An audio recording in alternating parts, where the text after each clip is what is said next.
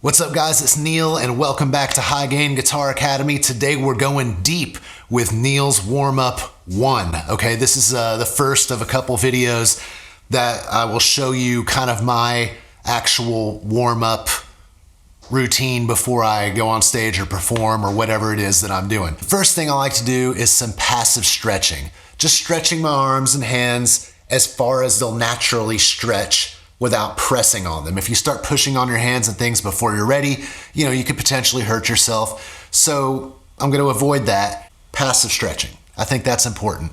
And not just my arms and hands, I will actually do a full body stretch, but that's not really important what we're doing right now. We're just talking about your arms and hands, okay? Now, another thing that's important, and I'm always telling you guys this, is loosen up. The more I loosen up before I play, the better I play. If you go in stiff, your performance will be stiff. So one of the things I like to do, and this is going to seem ridiculous, but I like to shake it out. I just do this, I just shake it out, get the blood going, all the capillaries, and just loosening up, right? And I always think that's funny because it really helps me, but I feel like people across the room that don't know what I'm doing, they just think I'm like, oh my God, what am I going to do? But really, it super helps with loosening up, just shake it out. And I'll just do this for a minute and, just loosen up. Get the shoulders going a little bit. That's it. All right, now we're going to get to the actual guitar part of the warm-up.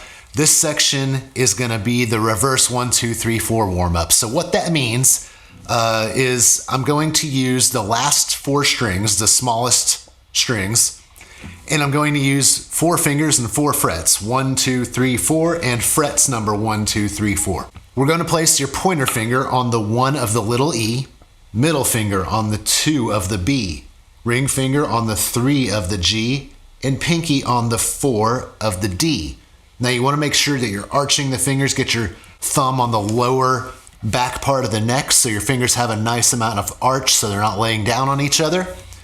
And you're going to strum just those last 4 strings. Now that sounds nice, but that's not the goal here. It's not about how it sounds. This is about warming up the movement of your fingers. So what we're going to do now is we're going to completely reverse those fingers as if it was a mirror image. So now everybody's going to trade places. So now my pinky is on the 4 of the little E, ring is on the 3 of the B, middle is on the 2 of the G, and pointer is now on the 1 of the D. Now this one doesn't sound so great. But like I said, this is more about the function of moving your fingers in a reverse back and forth motion. So again, we're going to start out with the pointer on the 1 of the E and then the rest following. And then reverse to where now your pointer is on 1 of the D. So I'm going to do that back and forth a few times. Oh, see, I messed up. It's kind of hard.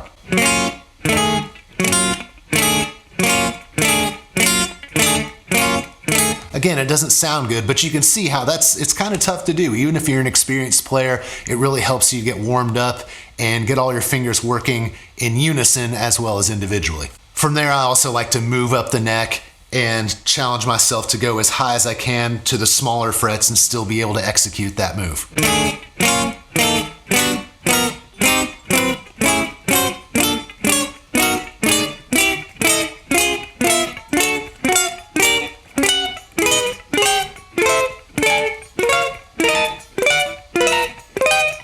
You get the idea. Now we were doing a strumming version of that exercise, but it's also a good idea to alternate pick through each string both ways, down and in reverse. And then reverse.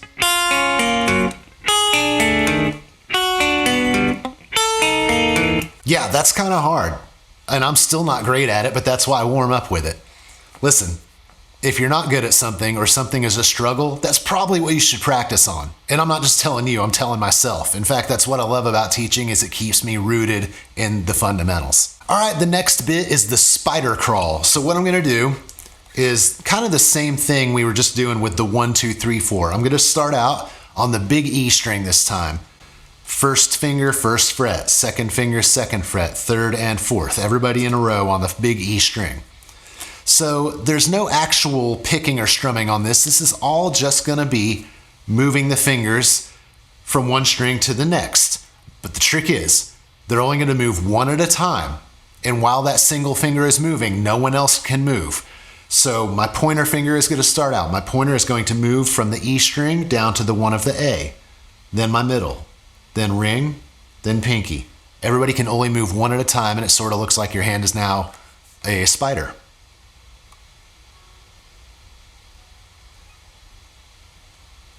And now it's going to come back the other way.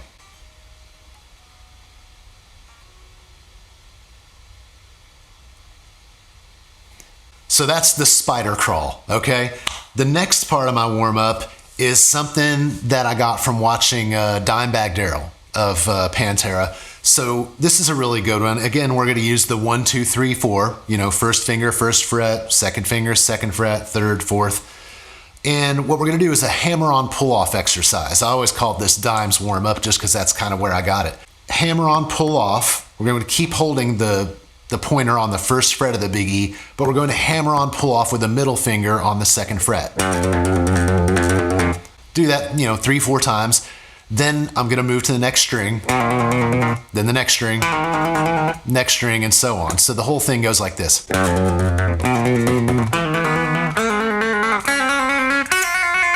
Now we're going to do the same thing, but using the third finger in the third fret. So it's going to be pointer on the 1, and ring finger on the third fret.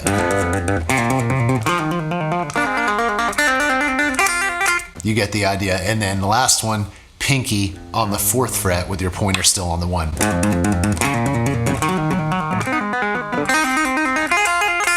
Now this is actually harder with a clean sound because those hammer-on pull-offs, you don't hear them very well unless you're doing it pretty hard. So you've really got to work at your strength on those. Kind of forces you to give them a little more energy. So when you pull off, for example, use gravity. Gravity's your friend. Pull off towards the ground. Give it a little twang. So much like the other exercises, I'll do all that on the first fret. I'll move up. I'll do it in reverse. Everything I can do to kind of cover all the bases.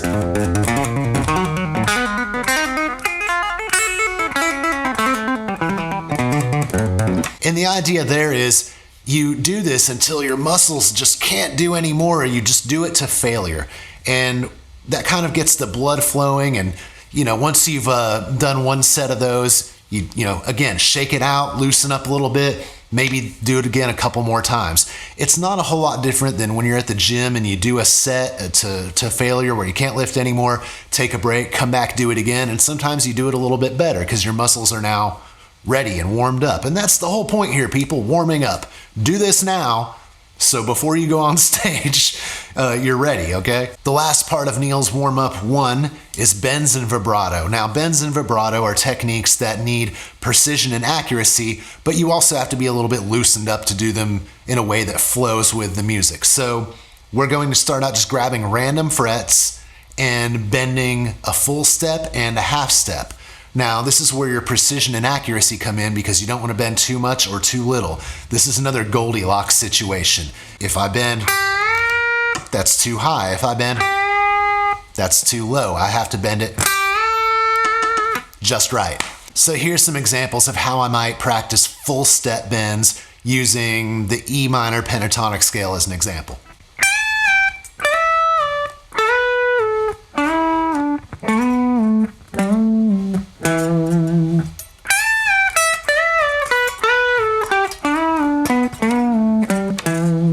Now, vibrato, while the goal isn't necessarily bending to a specific note, it is focused heavily on rhythm and matching the tempo of the song.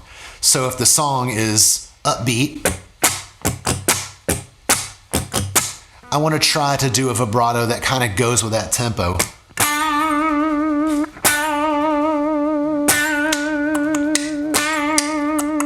Now, I've seen a lot of different vibrato techniques. Some people use like a circular motion. Some people prefer to push up. Some people prefer to pull down. It really doesn't matter as long as your tempo is kind of matching whatever the situation is. Okay, the final technique in Neil's warm-up 1 is bending and then holding it at that note and doing vibrato. I think this is a tricky technique. You have to bend, hold it at that note, and then vibrato while you're there. I'm gonna add a little gain onto this so you can hear it a little bit better.